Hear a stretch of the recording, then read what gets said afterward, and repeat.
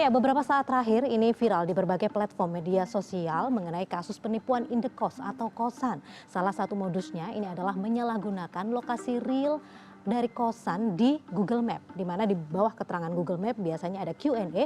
Ini pelaku dalam hal ini adalah pemilik kosan palsu menuliskan nomor kontaknya.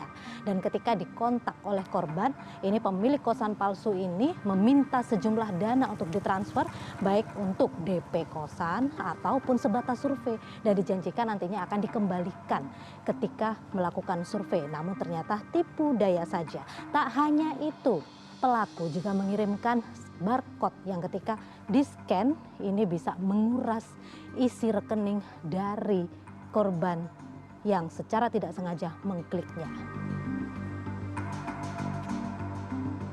Ya, indekos atau biasa disebut dengan kos-kosan adalah kegiatan persewaan kamar dan beragam fasilitasnya. Transaksi sewa menyewa ini dinilai terjangkau bagi perantau seperti pekerja, mahasiswa hingga pelajar. Penawaran kos yang kini terbantu lewat penawaran online menjadi celah penipuan. Korbannya tidak hanya calon penyewa kos, namun juga pengelola kos. Ya, itu ada tamu ke sini, katanya mau kuliah anaknya. Terus ke sini tuh bilang katanya sudah transfer uang. Dan saya ke sini kan enggak ada karyawannya lain selain saya sama Bulga kan enggak ada di sini, cuma 2 orang.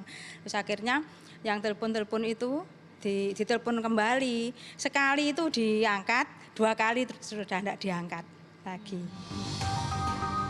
Usaha kos-kosan yang kini marak ditawarkan secara online menampilkan lengkap alamat dan foto kos beserta beragam fasilitasnya. Kemudahan ini pun ternyata disalahgunakan seperti misalnya mengunggah ulang foto dengan identitas pelaku. Satuan Resmo Polrestabes Surabaya mencatat terdapat 9 laporan kasus pada tahun 2024 hingga bulan Juni ini. Di kami, khususnya di Surabaya, per tahun 2024 ini sudah ada 9 laporan. Kami tindak lanjuti, memang kerugian bervariasi, ada yang 500, 700, ada yang 2 juta. Ini masih kami tindak lanjuti. Penipuan dengan korban orang yang mencari kos-kosan, modusnya dia seakan-akan melayani para pencari kos-kosan ini dengan metode akan memberikan fasilitas, bisa melihat kos-kosan dengan perjanjian melalui online terlebih dahulu, dengan kesepakatan bahwasanya si korban apabila akan meninjau kos-kosan harus transfer terlebih dahulu. Beberapa kasus penipuan terkait kos diantaranya mulai indekos palsu, meminta transfer dana di awal lalu menghilang, modus kelebihan transfer dan penyalahgunaan foto iklan kos. Korban dari penipuan kosan ini tidak hanya dari calon penyewa kos saja, namun juga pengelola maupun pemilik dari kosan. Dan beberapa motif yang dilakukan paling banyak melalui online ini adalah pelaku memposting ulang beragam kosan maupun fasilitasnya yang beredar banyak di internet. Dan supaya terhindar dari penipuan indekos, berikut beberapa tipsnya untuk Anda. Pertama, untuk pemilik kos hanya memposting foto kos dan fasilitasnya dengan watermark. Ini menjadi perlindungan agar foto yang dipostingnya tidak disalahgunakan. Beberapa aplikasi bahkan memiliki sistem tidak bisa memposting ulang foto yang sudah ada watermarknya.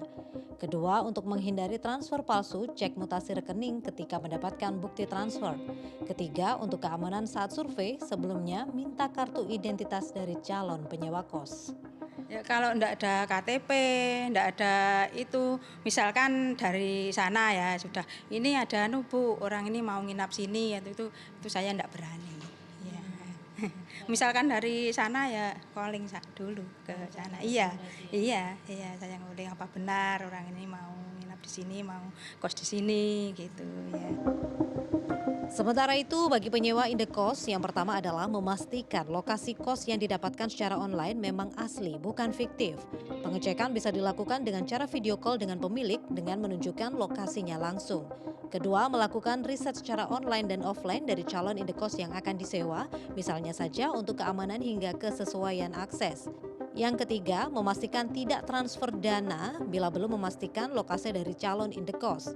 Selebihnya, bila memesan indekos melalui aplikasi indekos yang terpercaya, bisa melakukan transaksi mengikuti prosedur aplikasi.